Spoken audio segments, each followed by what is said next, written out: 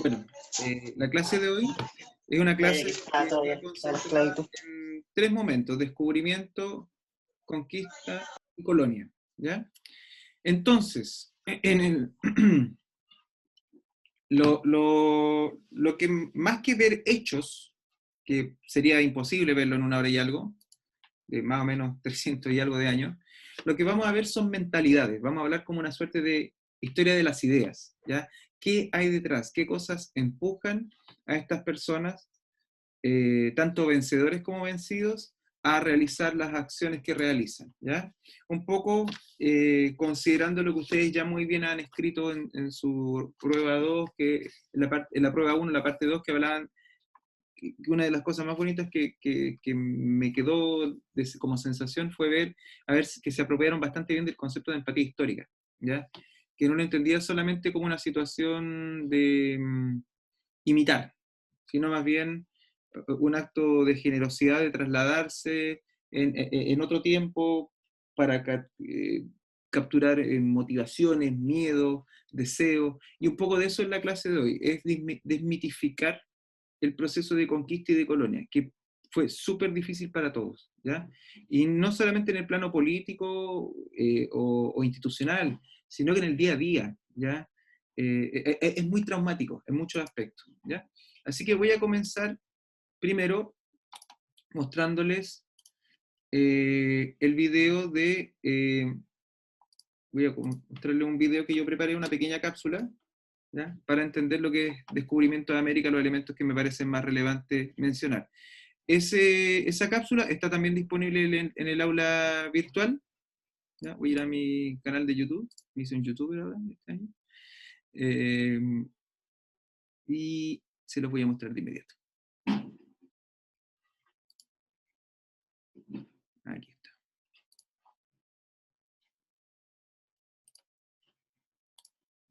Entonces vamos a partir con descubrimiento, pero insisto, es una micro cápsula porque me interesa que esto que veamos sobre descubrimiento más bien presten atención a cómo se relaciona con lo que es el periodo que vamos a ver a continuación, que es la conquista, que es el que nos interesa. Uy, qué mal se ve. Esperen un momentito.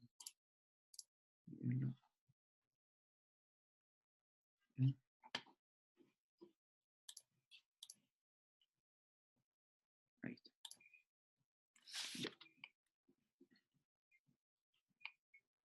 Estimados estudiantes, esperando que estén muy bien, ahora voy a presentarles una pequeña microcápsula sobre el descubrimiento de América. Para ello, decir lo siguiente, que parece muy obvio a esta altura, ¿no? Que el 12 de octubre de 1492, Cristóbal Colón llegó a tierras americanas. Pero para eso es importante contextualizar un poco esta llegada. Como ustedes ven en el mapa, aquí hay un lugar que se llama Constantinopla, que es la actual Estambul. Bueno, el comercio que realizaba Europa hacia las rutas de la ruta de la seda fueron cortadas a partir de la caída de Constantinopla en 1453 bajo el Imperio Otomano. Como lo decía entonces, las rutas terrestres que habían establecido los europeos con los países asiáticos ya no podían seguir abiertas. Por lo tanto, no podían seguir importando productos de estas regiones a precios menores. Así que los primeros en buscar una solución fueron los portugueses, logrando establecer rutas marítimas alternativas hasta el sur de África y luego hasta Asia. Es lo que ustedes ven acá. Hay tres momentos distintos, ¿cierto? En verde, en rojo y en azul. La verde es la primera, 1487-88, previo al descubrimiento de América. Y, como ustedes ven, hay una alternativa para llegar a Oriente. Entonces, el reino de Castilla lamentaba, por su parte, no poder compartir la misma ruta, debido a que los portugueses habían logrado establecer esta ruta como una ruta exclusiva, es decir, nadie más podía pasar por allí. Ante ello, y ustedes están viendo acá un mapa elaborado más o menos entre 1489 y 1491, apenas un año antes del descubrimiento de América. Este mapa está hecho por Henricus Martellus, un alemán, y en él se plantean cosas que son muy relevantes. En primer lugar, que la Tierra es más o menos redonda, ¿m? Y por lo tanto, lo que ustedes ven en azul es lo que se ha trazado Cristóbal Colón para llegar a este punto de acá, que él decía, voy a llegar a Chipango. Chipango actualmente es Japón, esta zona de acá. Entonces, él partía desde España, se iba como contorneando el océano, ¿cierto? El océano Atlántico, suponiendo que iba a poder dar la vuelta y llegar a su destino. Y luego, en rojo, hacer la misma ruta a la inversa para volver a España. Evidentemente, ello no ocurrió, pero sí igual es bueno identificar las causas que motivaron este descubrimiento accidental de América. Como lo hemos dicho, un comercio exterior y una ruta de la seda que se convirtió en una necesidad para el comercio español, los avances tecnológicos. Por una parte, la capacidad de llegar a territorios lejanos a través de barcos mejor elaborados y el avance de la ciencia que hicieron posibles las expediciones por caminos desconocidos. Durante este periodo fue muy importante el avance tanto de la astronomía como de la náutica. Por otra parte, como hemos dicho ya, la toma de Constantinopla y el bloqueo a la ruta de la seda por parte del Imperio Otomano en 1453.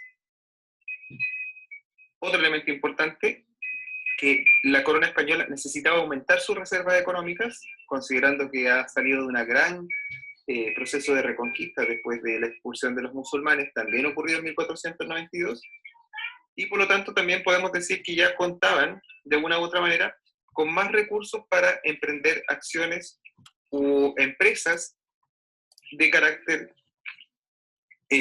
podríamos decir, expansivo. Y también otro elemento interesante para causa del descubrimiento, también vinculada con lo último, que es la expulsión de los musulmanes en 1492, es que hay una intención por expandir la cosmovisión cristiana. De hecho, eso se verá con más detalle o con más claridad, considerando el conjunto de bulas papales que se promueven para evangelizar a los pueblos americanos. Y de hecho, de esta manera ganaron los españoles el derecho y el control de este territorio. Pero vamos a decir que es una causa, entre comillas, secundaria, porque evidentemente estas sí están intencionadas con la idea de descubrir, de llegar a un lugar, una ruta, y podríamos decir que es más bien una cuestión que, si bien está en intención, no ocurre sino hasta cuando ya se tiene claridad de que están frente a un nuevo continente.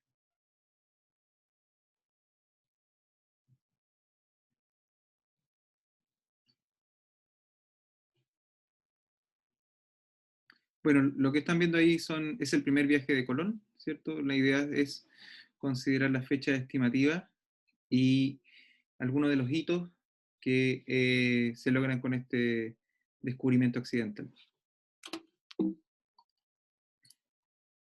Ya.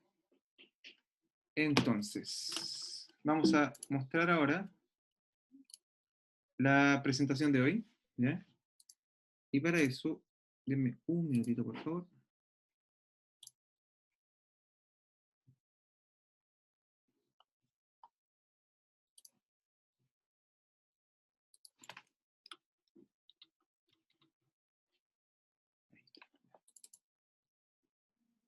Aquí, ya. Bueno, esto es lo que vamos a ver ahora. Se ha descubierto América, ¿cierto? De manera más o menos occidental. Cosas importantes que hay que nuevamente repetir: Cristóbal Colón sí sabía que la Tierra era redonda, gran parte del mundo ya lo sabía, pero había una imprecisión en cuanto al volumen de la misma. Bueno, vamos a trabajar esta parte, la abordé desde dos textos que van a estar ahí dialogando con nosotros. Uno, por supuesto, que es La conquista de América, la cuestión del otro, de Tzvetan Todorov, uno de mis autores favoritos. y por otra parte Sergio Grusinski, que hay un texto que he dejado para ustedes para que lo puedan leer e internalizarse, ¿ya? Bueno, primero, conquista. Para conquista consideraremos sus motivaciones, algunas acciones bélicas e instancias jurídicas que intentan legitimarla y opositores que intentan brindarle protección a los indígenas. Y para colonia consideraremos sus estructuras sociales, instituciones y el proceso fractal o fragmental, pero Grusinski usa el término fractal, de un mestizaje étnico, cultural y religioso. Hay muchas cosas que a lo mejor ustedes no conocieron o no vieron en la escuela y que van a resultar increíbles, abominables incluso. Y si por favor usted tiene una inquietud, los micrófonos están abiertos y puede plantear las preguntas. Me preocuparía que no se hiciesen preguntas, porque hay muchas cosas que tal vez no se ven. ¿Mm? Bueno, conquista. ¿Qué dice conquistar? Aquí esto lo recorté de RAE.es. Conquistar, una de las acepciones dice ganar mediante operación de guerra un territorio, población, posición. Entonces, cuando hablemos de conquista, vamos a estar hablando de guerra, ¿ya? De una acción bélica. Entonces, dice así, la conquista de América es un periodo que se extiende desde finales del siglo XV, ¿ya? 1490 y algo, porque el 92 está recién el shock del descubrimiento, y la totalidad del siglo XVI, ¿ya? Desde 1500 hasta 1599. Dice aquí don Tzvetan Todorov, el encuentro entre el viejo y el nuevo mundo que el descubrimiento de Colón ha hecho posible es de un tipo bien particular, la guerra, o más bien, como se decía entonces, la conquista. Para ello voy a mostrarles un video rápidamente que explica esta forma de conquista, ¿ya? Y para eso he puesto el ejemplo de Hernán Cortés, que es quien conquista México. Otro famoso es Pizarro, que hace lo mismo con lo que es actualmente Perú y el Imperio Inca. Lo mismo hace, por su parte, Pedro de Valdivia en Chile, ¿cierto? Son hombres con formación militar cuya intención es expandir los territorios. ¿Mm? Entonces, quiero enfocarme principalmente en el concepto de choque cultural y cómo se interpretan las realidades.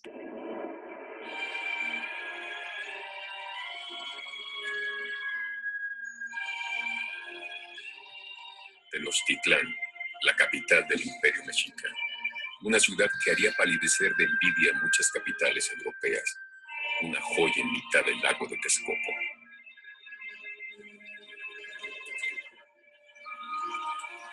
Canales y acueductos permitían el paso de embarcaciones y suministraban agua limpia a hogares y cultivos. Las chinampas, huertas flotantes, suministraban verduras y flores a la ciudad. Cuando Londres contaba con apenas 60.000 habitantes, la Gran Tenochtitlán tenía más de 200.000. Grandes pirámides, templos dedicados a los dioses aztecas, despuntaban sobre la superficie plana de la ciudad. A pesar de los sacrificios humanos ofrecidos en sus templos, sus leyes permitían una convivencia justa y en paz. La sociedad mexica estaba perfectamente estructurada y por sus 4 calzadas principales llegaban mercancías de todos los rincones del reino. En el mercado de Tlatelolco, que asombró a los españoles, se comerciaba con todo tipo de mercancías. Los nobles vivían en casas de comodidad y lujo asombroso, con jardines de una belleza extraordinaria. Los españoles la compararon con Sevilla y aún con Roma, incapaces de describir lo que veían. Allí, el 8 de noviembre de 1519, Moctezuma y el que creía emisario de Quetzalcóatl, Hernán Cortés, se encontrarían por fin cara a cara. Son dos mundos que se desconocen por completo y que entran en contacto de una manera muy particular, porque lógicamente aquellos otros pueblos que Moctezuma o los anteriores tlatoanis habían ido conquistando pertenecían, digamos, a su mismo entorno cultural, mientras que en este caso no es así para ninguno de los dos. Aquel encuentro entre dos mundos iba a marcar el inicio de uno de los episodios más trágicos de la historia de México y el final de una cultura y una ciudad extraordinarias.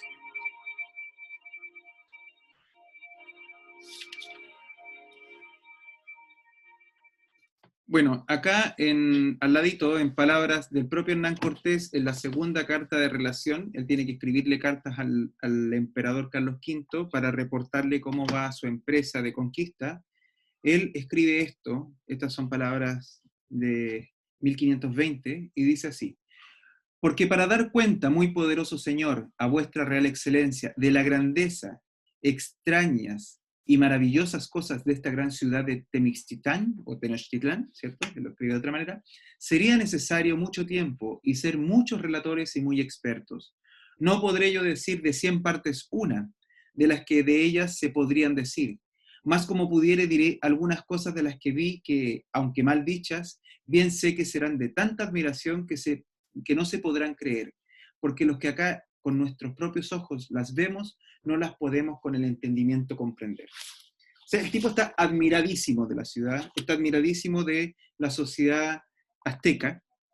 Hay otras cosas que no he puesto acá por una cuestión de tiempo, quería reflejar esta idea, pero él, por ejemplo, cuando va a los mercados, dice, está maravillado de los mercados, al mercado de Tlatelolco, se impresiona de que hay peluquería, de que el mercado está clasificado por rubro, está súper ordenado.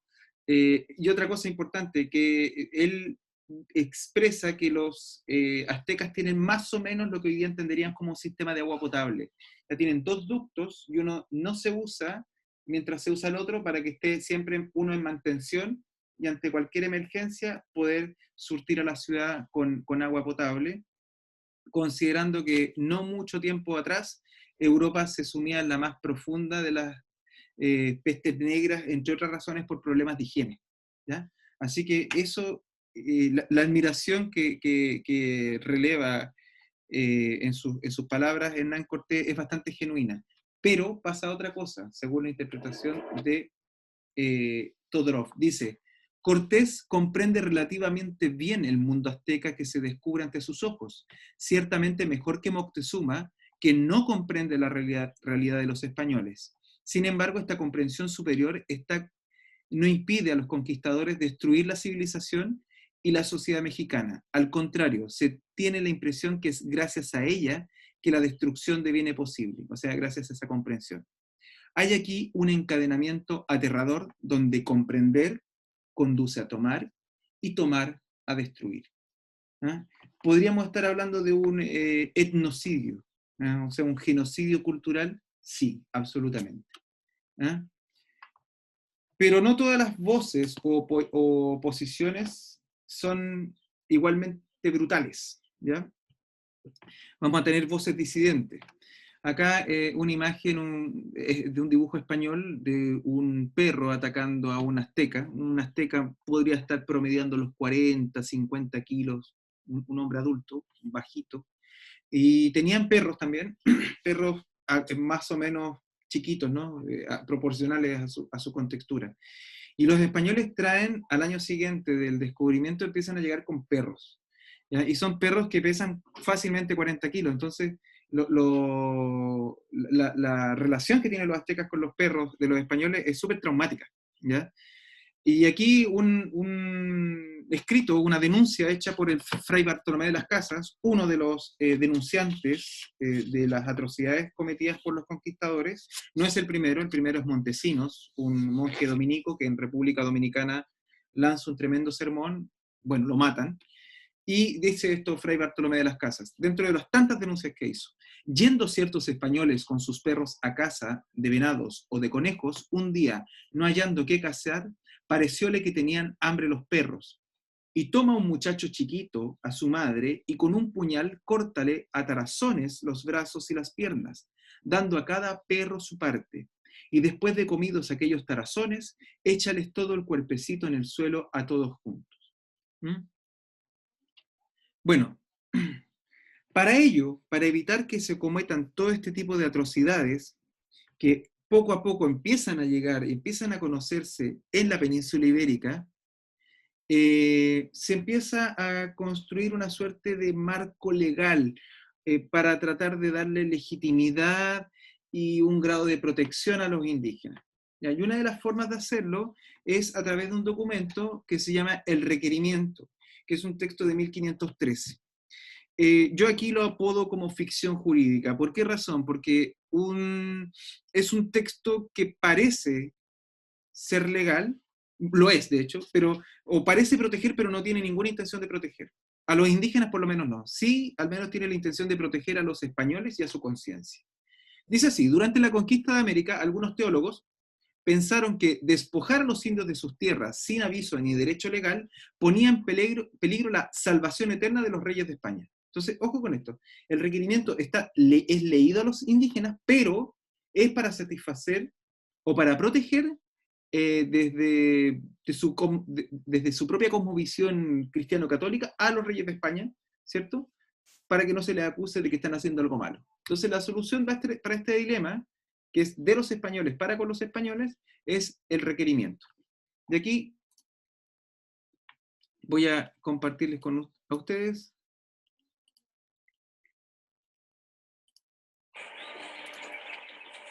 ¿Se ve, cierto? ¿Jóvenes, se ve? Sí, profe. Ya.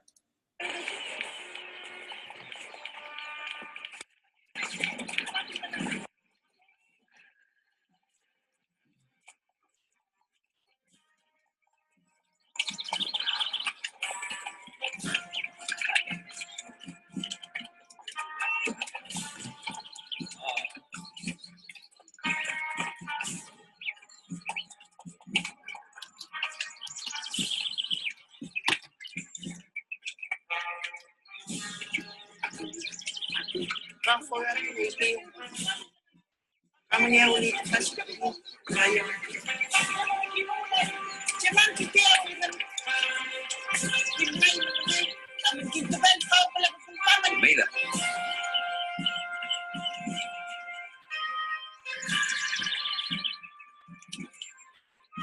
Les va a leer el requerimiento. ¿Y qué es el requerimiento? Mira, presta atención. De parte de su majestad, el emperador Carlos V, yo, Pedro de Valdivia, su criado, mensajero y capitán, os notifico que Dios, nuestro Señor, uno y eterno, creó el cielo y la tierra, y un hombre y una mujer de quien todos descendemos. De todas estas gentes, Dios, nuestro Señor, dio cargo a San Pedro. ¿Y qué se supone todo ese sermón? Básicamente les están diciendo, o se someten por las buenas o los sometemos por las malas. El clásico por la razón o la fuerza. Si reconocéis a la Iglesia por señora y superiora del universo mundo, y al sumo pontífice y a su majestad en su lugar, como superior y señor y rey de las islas y tierra firme, haréis bien y recibiréis amor y caridad. Si no lo hiciereis, yo entraré poderosamente contra vosotros. Y dime una cosa, Manuel, ¿realmente cree que entiende? Para los conquistadores españoles la lectura del requerimiento es una formalidad legal. Con ella pretenden asignarle algo de legitimidad al sometimiento a los indígenas. Lo leen desde la cubierta de un barco o desde la cima de un cerro. A veces lo leen en latín o en castellano. O en chino mandarín, da lo mismo. Y os tomaré vuestros bienes. Y os haré todos los males y daños que pudiere. De ahora en adelante, cualquiera que no se someta o se rehúsa a trabajar para los españoles será considerado indio en guerra. Ya. Bueno, no sé si conocían esto del requerimiento. Que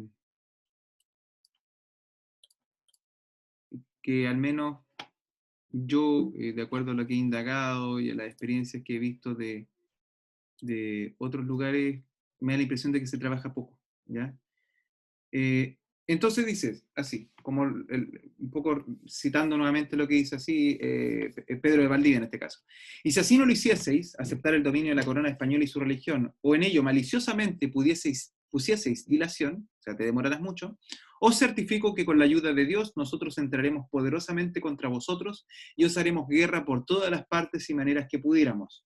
Y os sujetaremos al yugo y obediencia de la Iglesia y de sus majestades, los reyes católicos. Y tomaremos vuestras personas y de vuestras mujeres e hijos y los haremos esclavos, y como tales los venderemos y dispondremos de ellos como sus majestades mandaren, y os tomaremos vuestros bienes y os haremos todos los males y daños que pudiéramos, como a vasallos que no obedecen ni quieren recibir a su señor y le resisten y contradicen. ¿Ya? Bueno, lo que está de fondo, si lo ven como imagen, es una escena de una película francesa que se llama La controversia de Valladolid, que es una reconstitución precisamente de una controversia que vamos a ver más adelante, en la que se quiere saber si los españoles, perdón, si los indígenas son o no son humanos, ¿ya? Y bueno, ahí hay 3 indígenas, de hecho se trasladaron indígenas hasta Valladolid, al norte de España, como evidencia, ¿no? Para ver si eran humanos o no. Y ahí con ellos está, bueno, el actor que representa a Fray Bartolomé de las Casas, a quien citábamos anteriormente, que es el que hace las primeras denuncias. Y al respecto, Fray Bartolomé de las Casas dice, respecto al requerimiento, es una burla de la verdad y de la justicia y un gran insulto a nuestra fe cristiana y a la piedad y caridad de Jesucristo, y no tiene ninguna legalidad. Dicho esto, se va profundizando, por decirlo de una u otra manera, la problemática que empieza a surgir respecto a si los indígenas tienen o no tienen derechos, o incluso si son o no son humanos, ¿ya? Y por eso tenemos aquí a 2 personajes, a la izquierda, otra vez ilustrado, representado Fray Bartolomé de las Casas, y por otra parte a Ginés de Sepúlveda.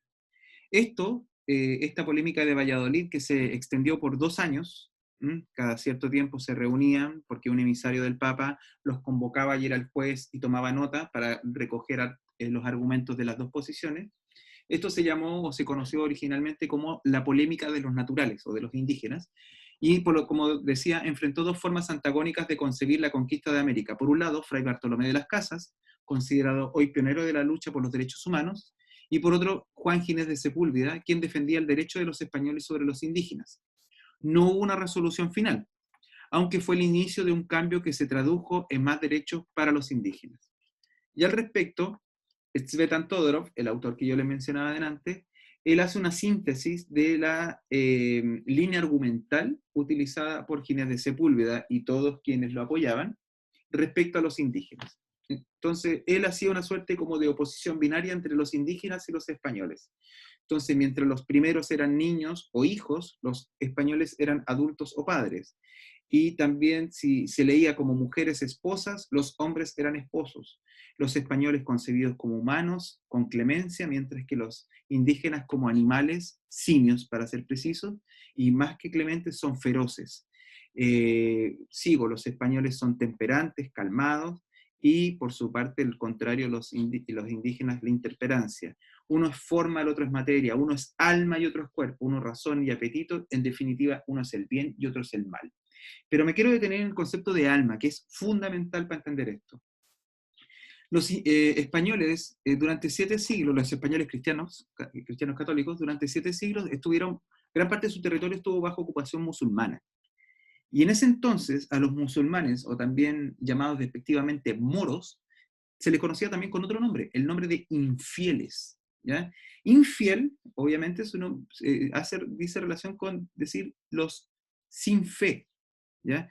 Bueno, los musulmanes parece que sí tienen fe, tienen su religión, tienen su profeta, pero para los ojos de los españoles de ese entonces, son infieles porque no creen en el Dios de los españoles cristianos católicos, ¿ya? Y un poco la misma lógica se extiende para la lectura del requerimiento, cuando a los indígenas se les da previamente toda una explicación, podríamos decir, metafísico-religiosa, vinculada a sus creencias católicas, para explicar el dominio que tienen los españoles por sobre los indígenas que van a ser conquistados. Y principalmente me refiero al concepto de alma por lo siguiente: si tú no crees en mi Dios, no tienes alma. Entonces, y como no tienes alma, y ese es un elemento esencial de la humanidad, bajo la visión española, por lo tanto, no eres humano. ¿Mm? Es el punto central, ¿ya? Esto es como, a ver, para hacer una comparación con la actualidad, es como el dolor, ¿ya? El dolor, nosotros los seres humanos lo sentimos, ¿cierto? Sabemos que existe, pero hacemos todo lo posible por creer que los animales no sufren, o que no les duele, o durante mucho tiempo hemos creído o no hemos querido pensar en eso. ¿Mm? Porque en el momento en que reconocemos que eso es así, de hecho acaba de aparecer un estudio hace un par de semanas que decía que los caballos sentían el mismo nivel de dolor que un humano, entonces cuando a un caballo le pegan con una fusta, es igual que usted le esté pegando con una fusta. Claro, si tú reconoces eso, hay muchas conductas que tienes que cambiar. Y en el caso de la conquista, la conducta que tienes que cambiar es la explotación que te está haciendo extraordinariamente rico, ¿ah? Que te convierte en un imperio, en uno de los más poderosos en apenas un siglo y medio. Entonces, aquí hay mucho de creer, de convicciones, esto es lo que plantea Ginés de Sepúlveda, hay convicciones, ¿ya? Yo no estaría diciendo que él esté simulando, pero también a esas convicciones se suman intereses, ¿ya? Por lo tanto, sería bueno señalar que la definición de conquista es una definición, como decíamos antes, de conquistador y conquistado, de vencedor y vencido. Y aquí un concepto general al respecto, no solamente de España, sino que de cualquier acto de conquista. Dice, cualquier proceso de conquista debe entenderse como un proceso intermedio para establecer un propósito nuevo al territorio anexionado por los vencedores. La conquista de América dio paso a la colonia, la cual como concepto consiste en que el territorio conquistado, en este caso llamaremos provincia, ¿ya? Yo lo explico luego, suministra recursos a bajo costo y de forma exclusiva y excluyente, pues no se tiene acceso a otros mercados, al territorio donde se emplaza la respectiva metrópoli. Ojo con eso, ese concepto provincia-metrópoli va a ser una pareja que siempre va a estar junta, la cual asegura de esta manera la demanda de sus necesidades. Entonces, cuando hablamos de una colonia, podríamos hablar de que una colonia tiene una capital o metrópoli, que es donde está la corona, donde está el rey, o donde está el que dirige la empresa llamada colonia, y por otra parte están los pueblos o territorios que están sometidos bajo esa colonia, y a ellos se les llama provincia. ¿Qué hacen estas provincias o colonias? Entregan trabajo y o recursos naturales y o recursos manufacturados a un precio bajísimo. Por eso los territorios colonizadores se hacen extraordinariamente ricos. Lo dice, creo que Eduardo Galeano, la Europa que conocemos hoy, o, o por último en la época contemporánea, que es un continente rico, es gracias a América. O sea, sin América, Europa no es lo que es hoy, ¿ya? Porque claro, tiene una forma de comercializar que es extraordinariamente injusta, y que ojo, no ha desaparecido eso existe todavía. Por ejemplo, un dato, para actualizar este concepto de conquista-colonia. Los países africanos, un número importante de ellos tienen lo que se llama franco CAF, que es su moneda oficial, que es un franco a ver, los países africanos que están afiliados al franco CAF, lo que hacen es poner dinero de ellos, sus reservas las ponen en el Banco Central francés, en el Banco de Francia. Y con eso ellos se aseguran de tener una moneda más estable. Para decirlo en simple, si todo el franco CAF, si todo el dinero de esos países africanos sale del Banco Central francés, para decirlo en simple, Francia, que hoy día debe estar entre el top 10 de los países más ricos del mundo, saldría del top 10 y quedaría más o menos en el 45, 48, ¿ya? Para hacerse una idea. Entonces, esa relación es una relación de explotación continua, ¿ya? Dice entonces, por ejemplo, una de las claves del comercio colonial era el tráfico de esclavos de raza negra que eran secuestrados en África para ser explotados en plantaciones de América, cuyos productos eran posteriormente trasladados a Europa, estableciendo un mercado triangular, que es como se muestra en este mapa, ¿cierto? Ahí está el triángulo, ¿cierto? Son sacados de aquí para llegar acá, a estas zonas, generalmente el Atlántico, y luego para ser trasladados a manera de, podríamos decir, de productos a Europa. ¿Mm? Por ejemplo, toda esta zona que es de aquí, del oeste de África, muchas de ellas, no todas, pero muchas de ellas, habla portugués. ¿Mm? Habla portugués porque precisamente aquí se extraía se secuestraba a los africanos y se llevaba principalmente a esta zona de Brasil, ¿no? Entonces, pero ojo, no lo hacen solamente los portugueses, lo hacen los españoles. Pero quienes son expertos en esta materia que es horrible decirlo, ¿no? Pero los expertos en el tráfico de esclavos son los portugueses, ¿ya? Pero lo mismo ocurre acá, lo hacen los británicos, lo hace Francia, lo hace España, Portugal, Holanda, lo hizo también en su momento Alemania en el sur de África, en Namibia. Y en el fondo, esas reglas del juego cambian en algunos aspectos y en otros no tanto. Bueno, al respecto, antes de continuar, quiero hacer unas preguntas, o quiero ver si ustedes tienen preguntas. Jóvenes, por favor, soy todo oídos.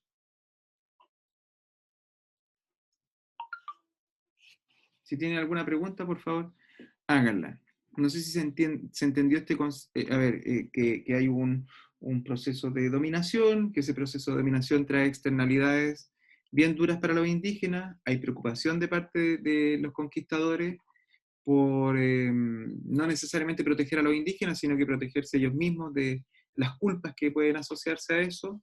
Para ello se crea el requerimiento de 1513, se entiende que es bastante insatisfactoria la protección de los indígenas y se lleva a cabo luego en 1540-1541, lo que hemos dicho, la controversia de Valladolid, donde hay dos posturas y dentro de ellas hay una que sugiere continuamente la inhumanidad de los indígenas, lo que permite seguir atropellándoles. Entonces, en ese contexto, es en el que se produce lo que nosotros entendemos como conquista-colonia. La colonización va a llevar luego aparejado consigo el fenómeno cultural que es el mestizaje. Y aquí quiero detenerme en señalar que en las escuelas y en lo que nosotros vemos en el currículum, esto es una opinión muy personal, es una visión muy despolitizada, muy ingenua o muy favorable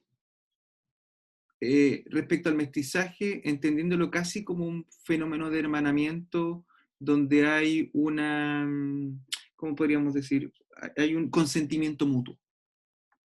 No es así. El mestizaje no se produce por consentimiento mutuo, ¿ya? Y para ello está el texto que, si ustedes, me parece súper necesario que ustedes puedan profundizar en esto, y en el aula virtual está disponible este texto que es sale esto, que es la compiladora Carmen Bernard, pero dentro de él está el documento que tienen que leer, que es sobre Serge Grusinski, y se llama así: Las repercusiones de la conquista, la experiencia novohispana. Y él dice así: el autor sostiene que los cambios que se produjeron en suelo americano no generaron necesariamente sociedades coloniales, sino fractales. Ya. A ver, ¿tenemos una sociedad colonial con el paso del tiempo? Sí, se va a construir, pero eso toma tiempo. Necesitamos que desembarquen instituciones, no sé, que llegue la Casa de la Contratación y muchos otros, la encomienda, por dar algunos ejemplos, la iglesia, que las ciudades tomen forma de damero, ¿cierto? Que tomen esa forma que es de España, pero antes de que eso ocurra, las sociedades son sociedades muy fractales o muy fragmentadas, eso quiere decir, tanto para los indígenas como para los españoles, ¿ya? Perdón. Y para eso, este texto que yo les sugiero que puedan leer y que podamos revisar en algún momento, a lo mejor algún ratito, algunas cosas, hay 8 preguntas, ¿ya? 8 preguntas que me parece que sería bueno poder responder. Y la pueden responder aquí en el Jamboard, que está disponible también en el aula virtual, ¿ya? y que dicen más o menos así. Primero, una pregunta es, ¿qué formas tenían las ciudades coloniales? ¿Ya? Ahora, todas estas respuestas son respuestas que siempre van a llevar a reconocer el caos del mestizaje y del contacto. ¿No es algo que es súper confuso porque es continuamente un desafío a lo que tú entendías o comprendías como mundo, continuamente, desde lo moral, lo religioso, las comidas, el horario, el clima. Por ejemplo, les comento una anécdota que me ocurrió hace unos cuantos años ya, más de 15 años, muy cortito para explicárselo. Yo estaba de viaje, bueno, yo estaba trabajando en Francia y me fui de viaje con unas dos amigas chilenas, fuimos a Marruecos. ¿Ya? Marruecos está en el norte de África, está muy cerquita de España. Y fui allá en Navidad, ya nos coincidieron las fechas, y fue 25 de diciembre y estaba en un país musulmán donde obviamente la Navidad no es muy atractiva. Bueno, de hecho a mí ni me acordaba que era Navidad porque estaba muy feliz viajando y conociendo. Y el día 25 de diciembre, perdón, en la Navidad, mis dos amigas me entregan una tarjeta de Navidad. Me la entregan así, hola Pedro, feliz Navidad, me dice. Y ahí me acordé porque... Y me entrega la tarjeta y yo la abro y la leo y digo, uy, qué lindo gesto. Y saben, me pasó una cuestión súper rara. Me puse a llorar porque ahí me di cuenta que estaba súper lejos, que a mis papás los echaba de menos, tenían 22 años más o menos, ¿ya? Entonces, ahí me di cuenta recién de que estaba viviendo, a pesar de tener Skype en esa época, ¿ya? No había WhatsApp ni nada de eso, pero de tener algún contacto con la realidad a pesar de la distancia, yo me imagino lo que debieron haber sentido los españoles, por ejemplo, cuando venía una fecha tan importante para ellos como era la Semana Santa, ¿ya? Y solamente para ilustrarlo, en la Semana Santa los españoles, comillas, disfrazaban a los indígenas y los vestían de santos y hacían reconstrucciones o reconstituciones de esto que se hace en algunos barrios de Chile todavía, que es la Pasión de Cristo. ¿Mm? Entonces a los indígenas les ponían una peluca, los disfrazaban y la intención era finalmente poder encontrar un pedacito de su realidad en un suelo que era totalmente distinto. En diciembre en España hace frío, y aquí en América Central, al menos donde ellos estaban, no hacía tanto frío. Es más, hacía calor. ¿Mm?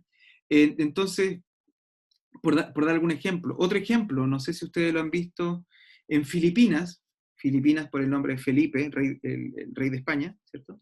Las Filipinas, en Filipinas se habla español. Y se habla español porque fueron colonia española y también se habla inglés porque luego de 1898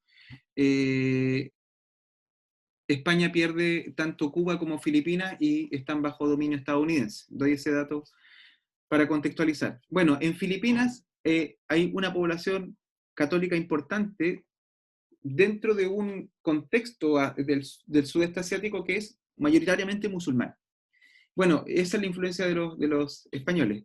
Y una de las ceremonias que ellos llevan a cabo, que es bien brutal, que son crucifixiones reales. No sé si ustedes lo han visto alguna vez los videos, que los filipinos se representan como Cristo y se perforan con clavos de verdad las manos y están ahí horas y horas, se autoflagelan antes, ¿cierto? Van haciendo la procesión y un poco la pregunta es, ¿cómo no es por convencimiento que tú le dices a alguien, oye, te podrías crucificar, ¿no? Hay algo entre medio que pasa para que ello ocurra. Entonces, Gruzinski plantea eso, pero ya no a nivel de Filipinas, porque no nos interesa por una cuestión de territorio, estamos hablando del conquista de América, pero él explica más o menos esto también, en esta intención de tratar de reconstruir o de reproducir. Entonces, otra pregunta es, ¿cuál era el comportamiento moral de los hombres españoles en el Nuevo Mundo? En un lugar tienen que ser buenos maridos, y aquí hay ciertas pasiones o instintos que afloran nuevamente, ¿ya? qué mitos se construyen sobre las riquezas de América, eso vinculado a toda la mitología, ¿cierto?, de El Dorado u otros lugares que fueron energía súper fuerte para sostener la colonia y la conquista. ¿Cuál era la procedencia de los conquistadores? También sería bueno que ustedes pudieran explorar eso. 5, ¿cómo se llevó a cabo la guerra de las imágenes contra los pueblos indígenas? ¿Ya? Esto no lo dice este texto, pero sí lo dice Hernán Cortés, el mismo conquistador de América, de México, que estuvimos leyendo algo hace un ratito, un extracto de lo que él contaba en su segunda carta de relación.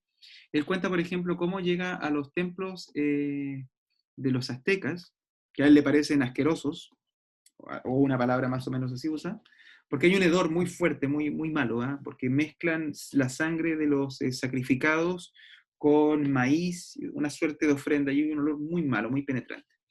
Bueno, y él cuenta con su propia pluma que la guerra de las imágenes consiste, entre otras cosas, en tomar a los ídolos aztecas, tirarlos por las escaleras y luego subir con vírgenes Marías a los altares que estaban siendo ocupados anteriormente por estos ídolos. ¿Ya? Eso es un elemento que también es súper relevante. Un ejemplo claro de ello es México. México es un país súper, súper católico. De hecho, es el segundo país más católico después de Brasil, considerando el volumen de la población. Y otro ejemplo puede ser la misma Ciudad de México, que Ciudad de México hoy día está sobre lo que fue Tenochtitlán. Uno de los templos aztecas está bajo la Catedral de Ciudad de México, ¿ya? Y de hecho la Catedral de Ciudad de México está construida con las piedras que se obtuvieron tras la destrucción de los templos mayores de los aztecas, ¿ya? Entonces, en eso también él profundiza, es un texto no muy largo, y dice cómo se llevó a cabo la guerra de las imágenes contra los pueblos indígenas. Y esto lo podemos extrapolar, por supuesto, a la conquista de Chile, a la conquista de Perú, porque el imaginario es más o menos el mismo. Ahora, esto tiene un elemento destructivo, por supuesto, contra los indígenas, una visión continua de inferioridad, ¿cierto? Ustedes están equivocados, sus dioses no son los correctos.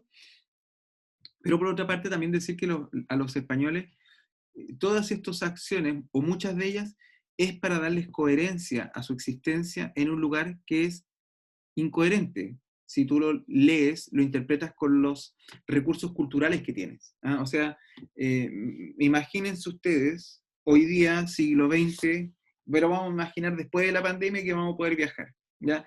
Imagínense que usted va, no sé, tiene la posibilidad de viajar a China o a India, pero va sin guía y va sin alguien que hable idioma y probablemente no sabe mucho, y con suerte sabe dónde está China y dónde está India.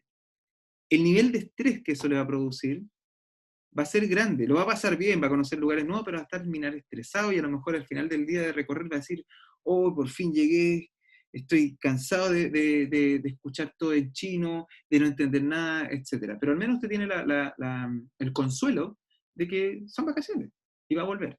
Imagínense lo que le pasa a esos hombres, y principalmente hombres, que están aquí y que no saben si van a volver, si se van a morir acá, si su esposa está bien, si sus hijos están bien, y finalmente si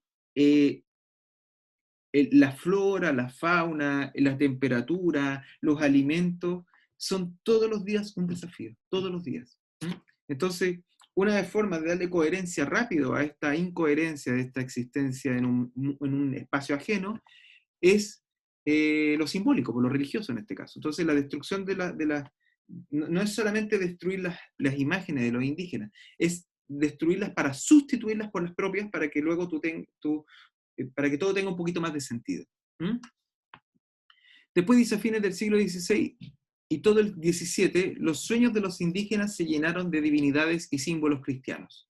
Y la pregunta es, ¿por qué? Y esa pregunta creo que la pueden responder después de haberlo hablado un poquito, creo que se puede responder ahora sin llegar al texto. No sé, ¿por qué creen ustedes de que, como dice Grusinski, y ahí está en comillas, a fines del siglo XVI y todo el XVII los sueños de los indígenas se llenaron de divinidades y símbolos cristianos? Hay otro autor que dice, hasta antes de 1492 en América el diablo no existía. No sé, ¿qué podrían decir ustedes al respecto? ¿Qué les parece? ¿Qué opinan? ¿Están de acuerdo? ¿No están de acuerdo? ¿Mm? Yo, ojo, insisto, lo estoy viendo como un fenómeno cultural, ¿ya? No tiene que ver con las disposiciones religiosas que pueda tener cualquiera, eso no está en discusión, ¿ya? Si es que las tienen, a lo mejor hay otros que no las tienen. Eso no tiene ninguna relevancia. El punto es estudiar el fenómeno de transferencia cultural, eso es. No sé, dice a fines del siglo XVI y todo el XVII, los sueños de los indígenas se llenaron de divinidades y símbolos cristianos. ¿Por qué? El micrófono abierto, ¿eh? Por favor, si alguien quiere contestar. ¿Mm?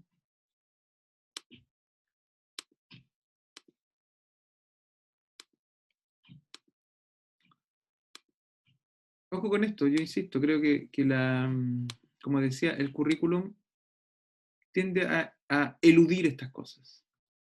¿Mm? Tiende a eludirlas, como pasarlas por alto. Y creo que eso es hacer un mal trabajo. ¿Mm? La historia hay que aceptarla con las cosas que nos gustan y las que no nos gustan, ¿ya? Entonces, vuelvo a lo mismo. O lo digo de otra manera.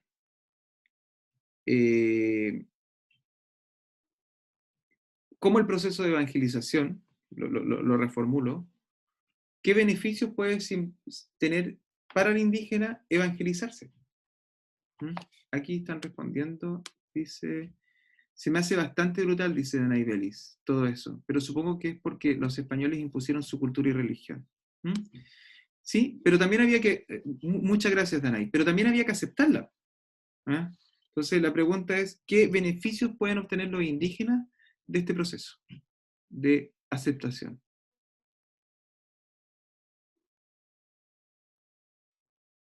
Que es un fenómeno que ocurre también en España durante la reconquista de de los territorios musulmanes, ¿ya? Y tiene que ver con que, bueno, si tengo alma, soy humano. Y por lo tanto, nunca voy a estar a nivel de un español, por supuesto, pero va a ser más flagrante, va a ser más evidente un daño que se puede cometer en mi contra, ¿ya? Si, mientras yo sea indígena y no crea en el Dios que ellos creen, yo estoy absolutamente invisibilizado, ¿ya? No les provoco ninguna contradicción, ¿ya? Sin exagerar, es casi como matar una araña. Yo me imagino que todos ustedes lo habrán hecho en algún momento y después de hacerlo ninguno piensa y dice, ¿habrá tenido familia esa araña? Porque no lo consideramos un igual. ¿Ya? No estoy diciendo aquí, no estoy promoviendo derechos de la araña, no quiero que se malentienda. Estoy diciendo que para nosotros resulta más fácil no hacernos esa pregunta. ¿Ya? Entonces, volviendo a lo que plantea, dice, los sueños de los indígenas se llenaron de divinidades y símbolos cristianos. ¿Por qué? Hay una multicausalidad. ¿Por qué? Bueno, porque la evangelización lo promueve, obviamente, porque los indígenas poco a poco ven destruirse su cosmovisión y empieza a ser sustituida por la de los españoles, porque también hay ventajas del convertimiento, ¿cierto? De convertirse, porque, como señalaba, hay un mayor grado de reconocimiento de tu humanidad y por lo tanto puedes sentirte un poquito menos desprotegido, no voy a hablar de que estés protegido, ¿ya? Por decir algunas cosas. No sé si alguien quiere decir algo más, plantear algo más. ¿Mm? Profe, una pregunta. Entonces, a partir de eso, como que si los indígenas entonces creían, supuestamente, desde ese momento partían como por tener alma, o sea, se les cambiaba como ese... El estatus. Les cambiaba el estatus y ya no eran indios, eran un poco más humanos. ¿Mm? Y según igual la religión que tenían los españoles, a partir de eso los indígenas podrían tener como esa supuesta salvación que ellos consideraban. Claro, sí, sí, siempre está la idea de la salvación. De hecho, una de las promesas de la salvación es que tú te tienes que convertir. O sea, no hay salvación posible si tú no te conviertes. Y aquí hay otro elemento que también es bien relevante señalar, como histórico y comparativo.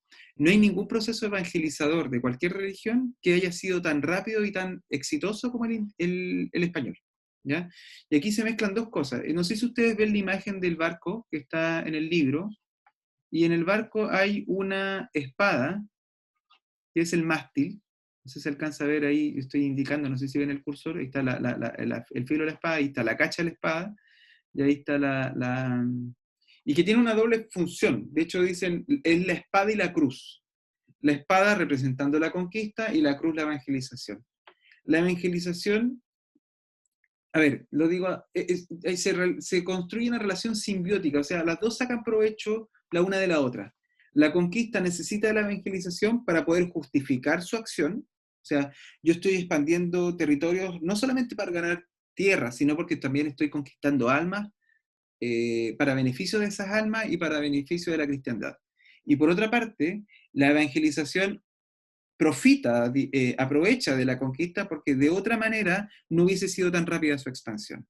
Entonces, esa ambigüedad, esa tensión va a estar continuamente presente, es incómoda, hay que decirlo, pero es real, es real. ¿Ah? Y entre medio de esa discusión que podríamos decir que tienen los españoles, están los indígenas, entre medio, o entre medio al final, no sé, abajo. ¿Ah? Después dice, no todos los productos del mestizaje fueron exitosos. ¿Por qué? Bueno, el texto, léanlo y van a darse cuenta. Este texto yo se lo recomiendo porque es muy revelador. ¿Ah? Muchas cosas, este texto, si a usted le interesa, por ejemplo, lo que está pasando en el sur de Chile, en el conflicto indígena, hay muchas explicaciones y tú dices, las coincidencias son brutales, son brutales. ¿Ah? Yo insisto, creo que es un súper buen texto, ¿ah? Y no lo digo porque lo recomiende yo, ¿ah? Sino que dentro de todas las cosas que he leído, es un texto relativamente corto, no es tan corto en esta altura del año que hay miles de cosas que hacer, pero es un texto fácil de leer, ¿ah? Y te van entregando muchos datos continuamente. Dice, bueno, los productos del mestizaje no todos fueron exitosos. Por ejemplo, las mezclas de los alimentos, que hay una confusión al respecto, algunos experimentos que se intentan hacer que no funcionan, por dar algunas cosas en general. Y después dice 8, ¿por qué el autor utiliza el concepto novohispano para designar la sociedad colonial? Y esto lo voy a hacer para anticiparlo. De hecho, debiera ser la primera pregunta, pero lo quise plantear al final, ¿ya? Para invitarlos a ver si pueden leer el texto, para hacer el Padlet al respecto. Aquí alguien me escribe y me dice, yo creo que a pesar de lo exitoso que fue la evangelización en América, también se debió al sincretismo cultural por parte de los indígenas. Claro, también. Ahí hay un elemento súper importante, que poco lo mencionábamos, que es una forma de reconocimiento, pero también a los indígenas les hace sentido, porque acá hay otro elemento importante. Los aztecas, Constanza, es súper bueno el punto que tú planteas y que no lo había puesto en el relieve que tiene porque por tiempo no lo hice, pero a ver, algo que pasó en la conquista de México, voy a volver atrás. Hernán Cortés, cuando conquista México, son un centenar de hombres, o sea, que un centenar de hombres domina un imperio es matemáticamente improbable.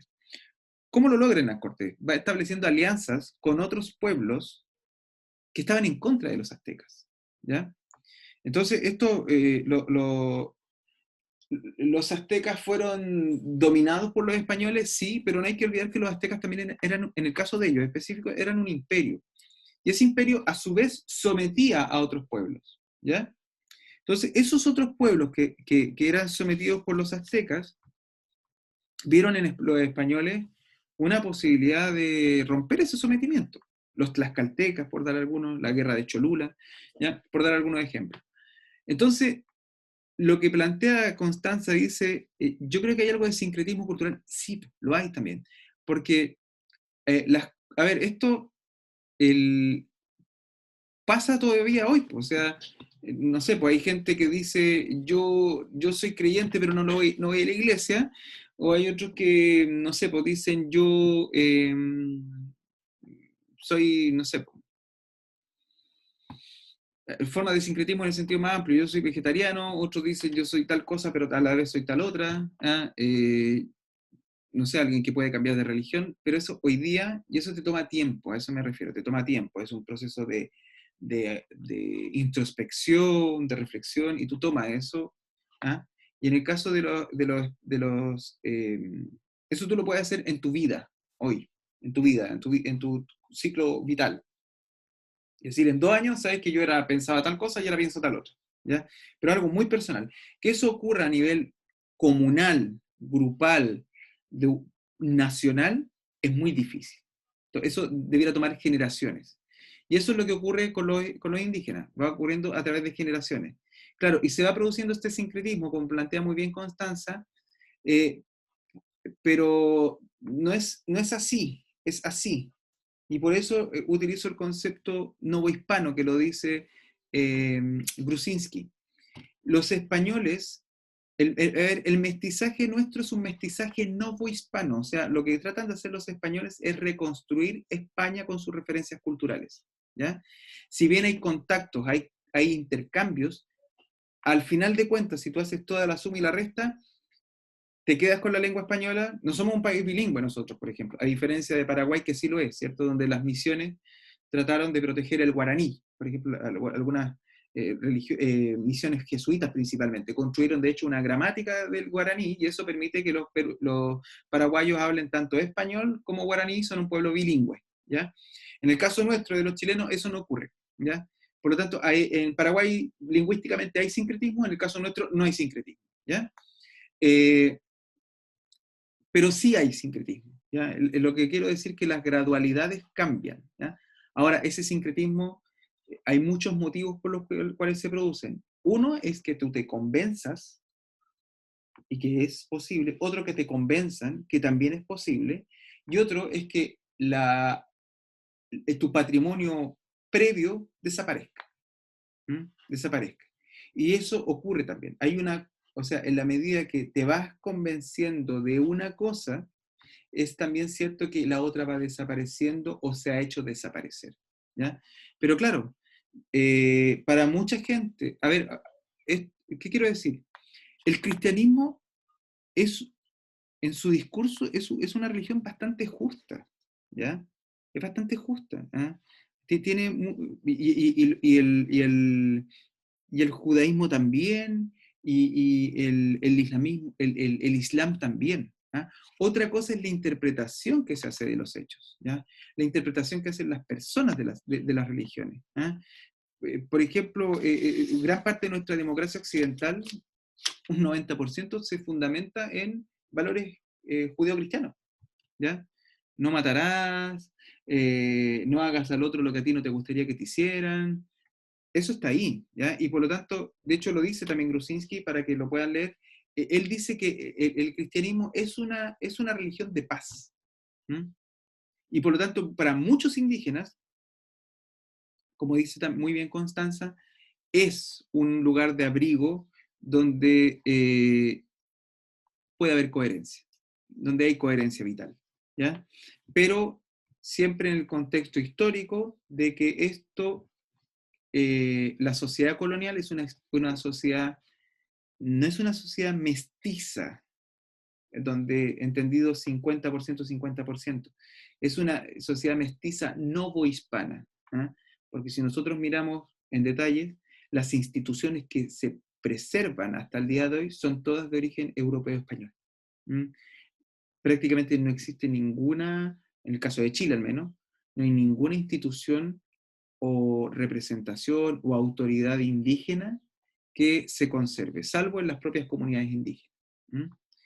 Entonces, el punto es complejo, ¿eh? Aquí, yo insisto, lo interesante del texto de Grusinski es que no habla de buenos y malos, habla de humanos que están con miedo, los españoles y los indígenas también, ¿eh? Por ejemplo, en otro texto de este libro, hay una parte en que cuentan de los conflictos domésticos que tienen los españoles con los indígenas, que, por ejemplo, los indígenas, ya en esta convivencia colonial ya se entiende que las reglas cambiaron. Por ejemplo, indígenas en sus milpas, en estos huertos, están cultivando maíz, Y los españoles, a los españoles se les arrancaban los chanchos, y los chanchos iban y se comían el cultivo. Y claro, y ahí había una cuestión súper compleja, porque los españoles, un autor dice aquí, bueno, los españoles, la relación de dominio que tenían, podían decir, bueno, ¿y qué me importa tu maíz? Es que sí les importaba, porque ellos también cambian su dieta del trigo al maíz, porque el maíz se da mucho mejor en ese suelo, es más resistente, por lo tanto, no pueden ser tan, a ver, decirlo muy chileno, tan choros, ¿ah? con los indígenas, y al contrario, le piden disculpas, les dan ofrendas, ¿ah? Hay una relación de cierta simbiosis al respecto, ¿ah? Entonces, insisto, no se trata de bueno y malo, se trata de gente que vive una experiencia histórica que es traumática. Es traumática en el más original sentido de la palabra. No sé si alguien quiere agregar algo más.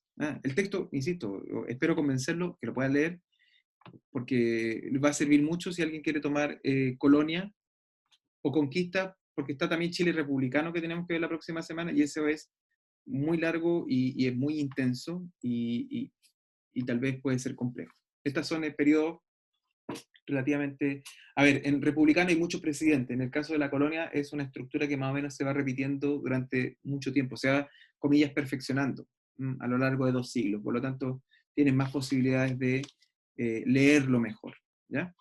Así que una forma de leerlo mejor es tomar el texto de Grusinski. Voy a seguir avanzando y plantear algunos efectos de este nuevo reordenamiento, ¿cierto? Que es la estructura societal del colonialismo hispánico en América. Los nombres son los nombres que se usan en ese momento. Negros, ¿cierto? Que hablan de esclavos que trabajan en minas y plantaciones, ¿ya? Aquí ya evidentemente se miden las consecuencias de las epidemias. A mí no me gusta hablar de que las epidemias fueron traídas por los españoles, no creo que tengan esa intención. Los contagios que se producen que vienen de lugares distintos, y la epidemia llega, ¿cierto? Hay un sistema inmune que no está preparado para ese tipo de enfermedades, y una gran parte de la población indígena es mermada, y por lo tanto esa población debe ser sustituida por otra población que sea fuerte. Y aquí hay algunos conceptos que no han desaparecido mucho de nuestras cabezas. De hecho, se utilizaba el término brazos. Entonces, por ejemplo, un hacendero le decía a otro, bueno, ¿y tú cuántos brazos tienes? Sí, yo tengo como 70 brazos, o sea, tengo 35 esclavos o personas que trabajan para mí, y la gran mayoría de esos brazos son negros. Cuando se habla de indios no se habla tanto del concepto brazos, porque el concepto de brazos es el concepto de fuerza, de casi un trabajo muy asociado, a ver, lo digo, no se me vaya a malinterpretar, muy animalizado. O sea, como los caballos de fuerza, bueno, aquí yo hablo de brazos. Y por eso los tipos de trabajo que hacen los negros son esclavos que trabajan en minas y plantaciones, ¿ya? En condiciones muy duras. Los indígenas se trasladan o se mueven a lo que hoy día todavía existe mucho en Chile en específico y en América en general, el trabajo doméstico. No sé si ustedes vieron, está en Netflix, una película hermosa que se llama Roma, no sé si la han visto, ¿ya? Y Roma, la protagonista es una mujer de origen maya, de hecho ella está hablando en maya y está hablando también en español, y que presta servicio doméstico a una familia acomodada de la capital de ese país, de México. ¿Ah? Entonces, podríamos decir que una parte de la población femenina, indígena, se va trasladando y va a prestar servicios en las casas coloniales, y algo que no ha desaparecido del todo. ¿Ah? Para un europeo, por ejemplo, el concepto mal utilizado de nana, a ellos les cuesta entenderlo. Los europeos hacen, sin importar, bueno, a menos que estemos hablando de alguien que gane mucho dinero, tenga una casa muy grande, una persona de clase media alta, por lo general no tiene personas en el servicio doméstico, todo lo hacen ellos. Les parece raro, les choca un poco. Bueno, también tienen otras condiciones laborales que les permite ese tiempo para hacer sus cosas. Aquí estamos todos medio sobreexplotados en América Latina. Pero el punto es que eso es podríamos decir, como una institución o un elemento societal colonial que no ha desaparecido. ¿Ah?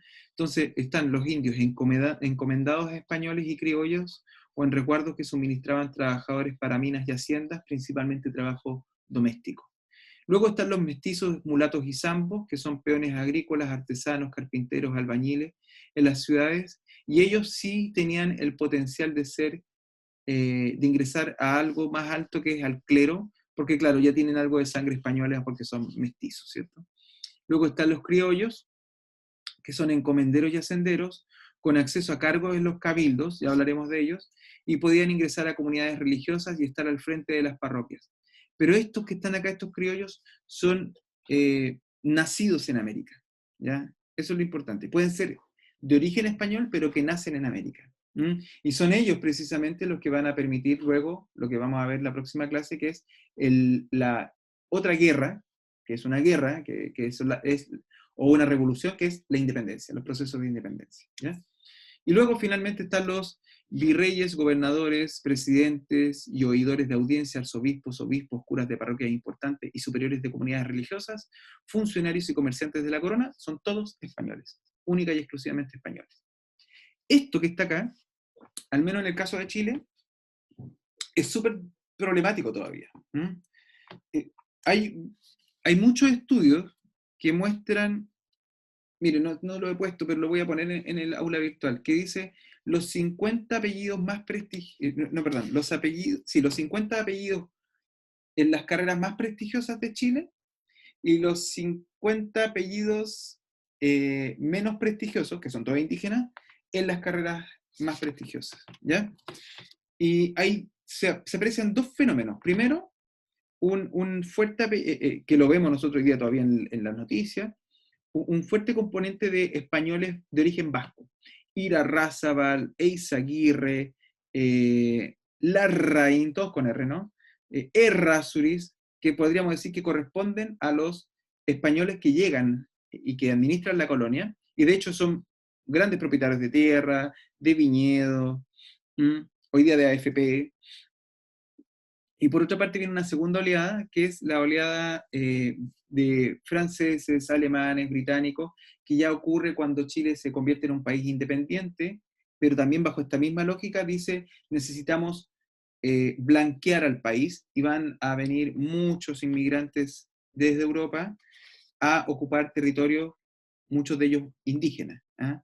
Que es lo que se conoce como este proyecto de Vicente Pérez Rosales. Si alguien es del sur de Chile lo entenderá bien, ya de hecho hay una avenida que se llama Vicente Pérez Rosales en Puerto Montt, que es el encomendado de ir a buscar europeos blancos, para, y aquí aparece el concepto o el término de, comillas, mejorar la raza. O sea, que vengan estas personas, se mezclen con los chilenos y los chilenos seamos mejor de lo que somos bajo esta interpretación en ese entonces, ¿ya? Entonces, lo que quiero decir es que esto se quedó ahí presente, han ido llegando otros migrantes o poblaciones, y por lo tanto podríamos decir que el ascenso social o la virtud social no es muy fuerte, ¿ya?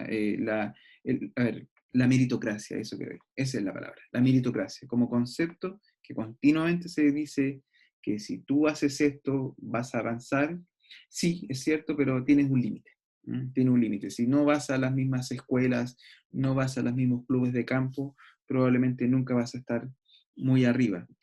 Y eso ocurre siempre en las sociedades. El punto curioso de América es que esto se da con mucha fuerza porque tiene una herencia colonial muy fuerte, ¿ya? Bueno, al respecto, hay instituciones de origen español. Bueno, perdón, todas son de origen español, discúlpenme, pero unas que están en suelo español y otras que están en suelo americano, ¿ya? Y respecto a eso, las que están en América son las que están a la derecha. Para eso más rápido, y después ustedes si quieren, aquí hay mucha información que pueden obtener para hacer luego su revista, ¿ya? Sacar una noticia, ¿cierto? Voy a mostrarle el siguiente video para que lo puedan ver. Tras la conquista, los territorios, la población y las riquezas que se extraían de la Nueva España quedaron bajo la autoridad del rey de España, quien delegó en Hernán Cortés todas las funciones políticas, económicas, administrativas y de justicia. En 1528 se estableció una institución llamada Real Audiencia para evitar el abuso del poder de los conquistadores. En 1535, el rey de España nombró a un virrey como su representante en la Nueva España para gobernar el territorio conquistado. Así se inició el virreinato, el cual se organizó de la siguiente forma. El rey gobernaba todas las posesiones españolas en el mundo. El rey era la autoridad suprema, gobernaba desde Europa por medio de instituciones y autoridades que él nombraba. El Consejo de Indias se encontraba en España y proponía al rey las políticas para los territorios americanos, elaboraba las leyes, supervisaba la recaudación de impuestos, recopilaba los registros geográficos e históricos del territorio.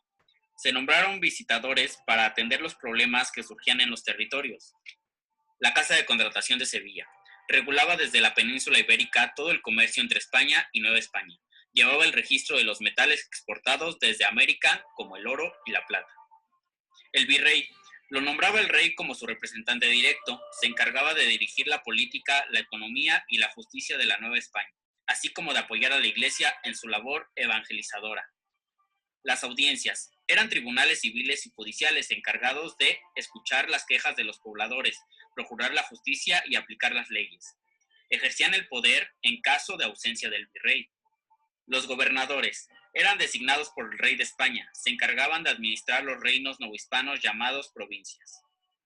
El cabildo o ayuntamiento eran grupos de personas que eran seleccionadas de entre los habitantes de su localidad, se encargaban de resolver los problemas políticos, económicos, administrativos y judiciales de la región a su cargo. En las ciudades se les conocía como ayuntamiento y en las poblaciones con menos habitantes como cabildo. También se encargaban del reparto de tierras y de la recaudación de ciertos impuestos. Bueno, para profundizar en el concepto de cabildo, les muestro lo siguiente, que está también disponible en su aula virtual. El cabildo colonial. Ahora sí. El cabildo colonial. Desde su arribo en territorio americano, los conquistadores trajeron consigo la costumbre española de fundar ciudades con su correspondiente organismo municipal. Este era el cabildo. Con su instalación buscaban legitimar el proceso de conquista y también manifestar en nombre de la corona su ánimo por permanecer y establecerse definitivamente en estos territorios. El origen del cabildo era una organización de carácter local que venía desde tiempos medievales, donde los súbditos que colaboraron en la recuperación del territorio peninsular dominado por los moros recibían de la corona fueros o privilegios. En el Nuevo Mundo fueron los vecinos colonizadores que se habían destacado en el proceso de conquista los que formarían parte del grupo dirigente local. Durante el periodo colonial, eran vecinos aquellos que poseían una casa habitada en las proximidades de la plaza mayor de la ciudad, donde vivía su familia y la servidumbre. Así también detentaban tanto el poder político local como el social, pues al ser miembros del cabildo podían recibir encomiendas o mercedes de tierra. Más tarde, la condición de vecinos se extendió a quienes contaban con la riqueza suficiente para costear un pretendido estatus aristocrático. Este sistema de gobierno local encontró en América condiciones favorables para expandirse. La gravitación alcanzada por las instituciones municipales en algunas zonas americanas se debió a su eficiencia para enfrentar los inconvenientes ocasionados por la distancia de la autoridad real. En muchos casos, como por ejemplo el chileno, la función asumida por los cabildos de administrar los asuntos internos del reino se transformó en la única instancia que tuvo la comunidad para afrontar la ausencia de una autoridad imperial efectivamente constituida. Fue así como los cabildos se convirtieron en las instancias de poder local, político y social más influyentes en la vida cotidiana de los territorios coloniales. En el caso específico de Chile, junto con representar a los vecinos de una determinada ciudad frente a las autoridades imperiales, los cabildos poseían amplias atribuciones que les permitían regular distintas materias y tomar parte en decisiones relacionadas con asuntos militares, judiciales, de salubridad, obras públicas, abastecimiento y finanzas. Asimismo, muchas veces representaron simbólicamente al monarca, Al tomar juramento a los gobernadores que asumían el cargo, ejercieron en nombre de los vecinos los derechos de petición y súplica, mediante los cuales se planteaban las necesidades de la comunidad a las autoridades imperiales o se encargaban de resistir las disposiciones reales que se creía atentaban contra el bien común de la ciudad. En definitiva, fue una institución que con el tiempo se convirtió en fiel exponente de las aspiraciones de los vecinos que habitaban el Reino de Chile. Pero además, en torno al cabildo se consolidaron reducidos grupos locales integrados por los habitantes más poderosos de las ciudades, quienes al ocupar distintos cargos públicos reforzaron aún más su prestigio y predominio dentro de la sociedad colonial. Bueno, dicho eso,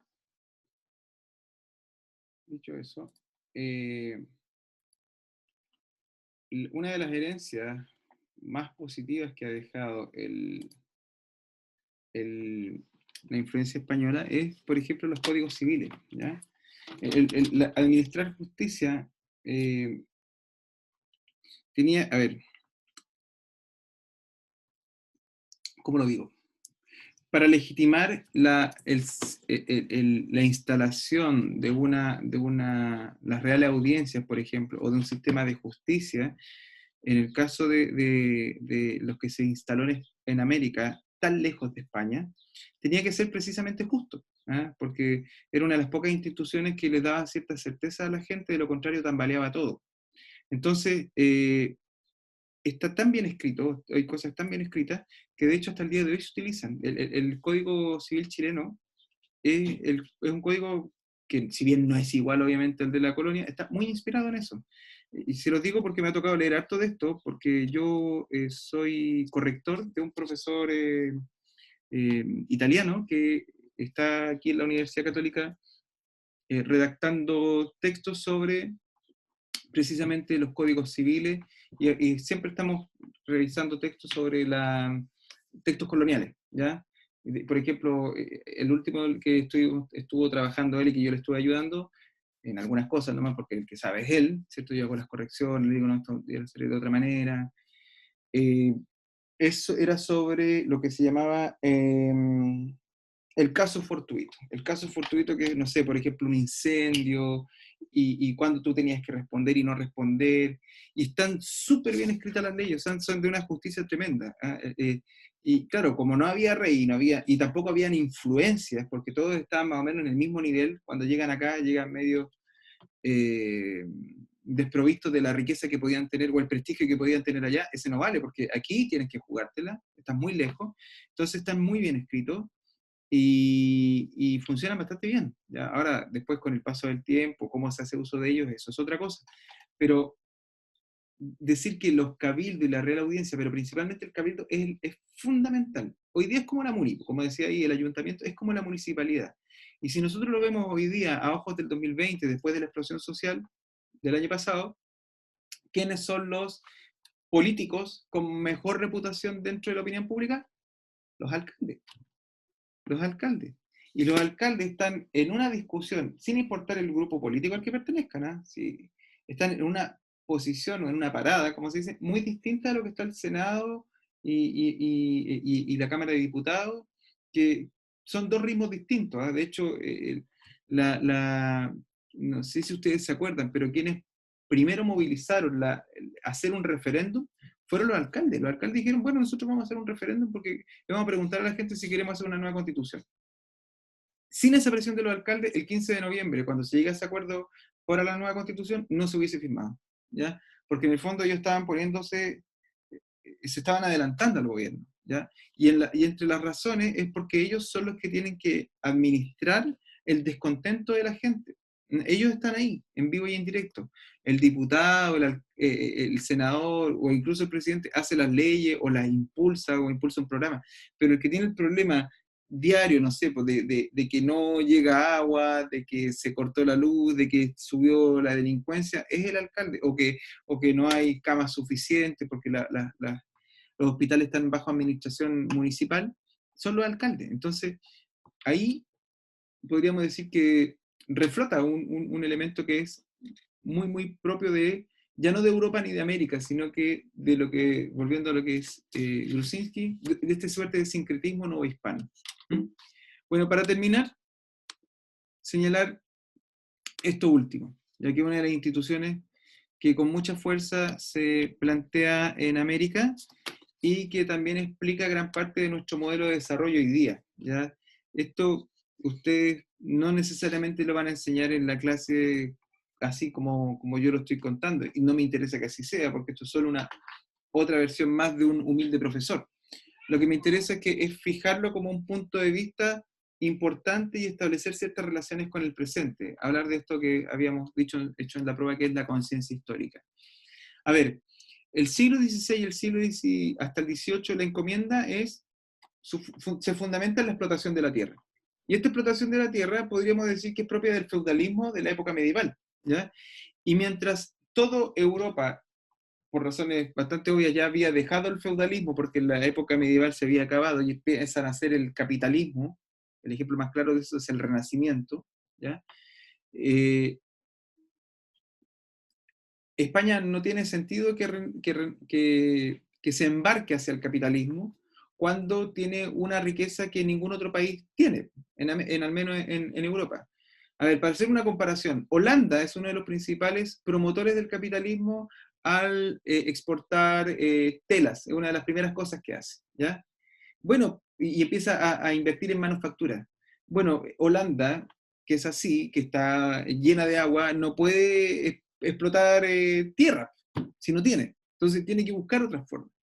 En el caso de los españoles, podríamos decir que ellos a lo mejor pudieron, esto es contrafactual e hipotético, ellos pudieron haber ido hacia alguna forma de capitalismo temprano. Pero ¿para qué? Si tu principal riqueza es la tierra y tienes mucha tierra, ¿ah? Tienes un continente prácticamente completo para ti. Entonces, digo esto porque una de las discusiones que también hoy día están presentes en Chile es decir, bueno, ¿y cuándo vamos a ser un país desarrollado? Uno de los grandes problemas que tenemos es que todavía nuestras cabezas están vinculadas a la encomienda, a la tierra, ¿ah? A una idea de extractivismo, ¿cierto? En su momento fue el salitre, hoy día es el cobre y probablemente en el futuro va a ser el litio, o ya lo es, ¿ya? Y el punto es que, claro, Chile es un país súper grande, súper largo, pero hay un problema. Hay un problema con, bueno, y ser agrícola, ¿cierto? Lo único así como distinto que hacemos, que es como manufacturado, es el vino, ¿cierto? Que no exportamos la uva directamente, sino que se convierte en otra cosa, ¿ya? Pero a diferencia del vino, todos los otros productos son prácticamente producciones, bueno, no prácticamente, son exportaciones primarias, o sea, lo tomaste y como era, se va, ¿ya? Entonces, planteo esto porque hay ciertas coincidencias. Hay ciertas coincidencias y decir que a lo mejor eso de esta encomienda que se instala, bueno, no desaparece del todo, eso es lo que quería hablar. Entonces dice, en recompensa por los servicios militares y financieros proporcionados durante la conquista, la corona concedió encomiendas a los conquistadores. Encomienda corresponde a encomendar. Te encomiendo esto, te pido, es como te encargo esto, es como un encargo, ¿no? Entonces las encomiendas correspondían al repartimiento de indios, es decir, y esto probablemente ustedes lo saben, un conjunto de población nativa organizada a través de caciques o curacas, y cada encomendero estaba autorizado a percibir tributos de los indios asignados, y a cambios estaban obligados a proteger y evangelizar a los indios, quienes eran considerados como incapaces relativos, es decir, como menores de edad, ¿ya? De esto algo queda todavía, ¿ya? No sé si serán los indígenas, pero creo que algo de esto queda. Lo importante que la encomienda es una empresa muy exitosa a nivel latinoamericano completo, ¿ya? Y si usted no revise solo Chile, revise América en general, nuestro modelo de desarrollo es más o menos el mismo, en gran medida también como consecuencia de esta relación comercial que establecían las metrópolis con las provincias, como decíamos antes, donde obtienen recursos a muy bajo precio, ¿cierto? O materias primas a muy bajo precio, y que luego se triangulan o se mueven hacia las capitales, ¿no? o a los países centrales, se dice hoy día. En algún momento en los años 80 se hablaba del primer mundo, el tercer mundo. Hoy día hablamos de países centrales, países no centrales, por decirlo así. ¿Ya? Pero volviendo a lo que nos interesa, que es la conquista, este es un resumen de las ideas principalmente de algunas instituciones, y voy a volver acá un poquito atrás. Sería bueno que ustedes pudieran explorar esto, ¿ya? Virreinato, Real Audiencia, Gobernación, encomienda, corregimientos, Tribunal de la Inquisición, ¿ya? Casa de Contratación, ¿ya? Este es re interesante. Hay muchas cosas que son imprecisas, pero es interesante ver cómo funcionó también, ¿ya? La corona, etc. ¿Ya? Hay mucho que se ha escrito también. Hay un libro muy, muy bueno, que es de ficción, que se llama, es Nueva Novela Histórica como recurso. Es para que ustedes lo lean, si en algún momento lo quieren hacer, que se llama Los Perros del Paraíso, es de un autor argentino que se llama, o se llamaba, creo que se murió, Abel Pose. Y él, a mí me tocó leer ese libro, muy, muy bueno, que es de ficción, que cuenta cómo ¿cómo se llama? Cristóbal Colón, comillas, convence a Isabel la Católica para que le financie el viaje, ¿ya? Y ustedes se imaginan que ese convencimiento no es muy político, administrativo, es más bien un coqueteo, ¿ya? Lo que quiero dejar en relevancia en esto es que para hacer ese tipo de texto y de relato hay un acto de empatía histórica, hay una reconstrucción muy bien hecha. Entonces, aquí hay mucho que se puede hacer con estas instancias. O sea, no sé, de que algo pasó en el cabildo, no sé, hubo un conflicto, y esa es la noticia, hubo un conflicto y un vecino, habíamos hablado del concepto de quiénes son vecinos y quiénes no son vecinos, va al cabildo a reclamarle al jefe de la comuna, del ayuntamiento, que tiene un problema con tal otro, no sé, pues no vamos a hablar de ruidos molestos, pero de algún problema de índole colonial, ¿ya? Más o menos de eso se trata lo que hay que hacer, ¿ya? Puede ser algo así o cualquier otra cosa. Bueno, hasta aquí llega lo de hoy, perdón, hasta aquí llega lo de hoy, y quisiera saber si hay alguna pregunta al respecto. Insisto, esto es mucho, traté de apretar mucho para que cupiese dentro de la hora que tenemos y dentro del tiempo asincrónico que ustedes disponen. No sé si hay preguntas. ¿Preguntas, dudas, consultas? Dejo de compartir. A ver aquí. ¿No? Bueno, entonces, doy por finalizado lo de hoy. Una cosa importante es que participen del Jamboard, porque este Jamboard va a ser colectivo. Mi sugerencia es que si ustedes van a definir trabajar en la revista en grupo, ¿ya? Eso me falta mostrarles, denme un minuto. Si van a trabajar en la revista en grupo, está acá, lo comparto al tiro. Sería bueno que como grupo ustedes pudieran compartir algunas impresiones de la lectura del texto. ¿Por qué razón? Porque el Jamboard, como es colectivo, pueden haber muchas ideas, y a lo mejor una que tu grupo escribió puede inspirar a otro grupo, y así mutuamente, ¿ya? ¿Para cuándo es la revista? Le digo al tiro. Ay, no lo puse la fecha acá, no pusimos la fecha. Deme un minuto, voy a preguntar, yo estoy casi seguro, pero le voy a preguntar a la profesora Damari para ver la fecha con claridad. Tengo que informarlo hoy día, sí o sí. A ver, deme un minutito. Compartir. Esto está en el... Creo que son 2 semanas, me parece que son 2 semanas, ¿ya? Por si acaso. Bueno, dice así, periódico escolar. Aquí lo están viendo, creo que sí, dice así. Este trabajo es de grupo de 3 o 4 personas. Profesor, pueden ser 5. Ya, ok. Pero tiene que ser más grande.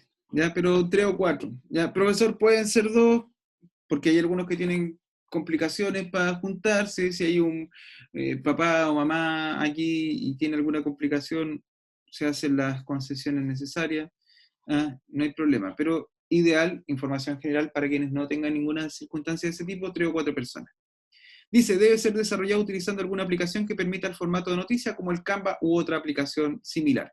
Este trabajo debe considerar la construcción de los siguientes elementos. Son 5 elementos. Un nombre para la revista, una portada que muestre el contenido del número, los titulares, llamativos e imágenes, ¿ya? Luego, 3 noticias de la época. Debes elegir una época, o descubrimiento, conquista, colonia, o república, que no hemos visto, y una columna de opinión respecto de alguna noticia importante de la época escogida. Por lo tanto, usted va a tener que bucear en la historia y encontrar a lo mejor una fecha que sea más o menos importante. ¿Ya? Una columna de opinión respecto a alguna noticia importante de la época escogida. Entonces, a lo mejor podría ser, no sé,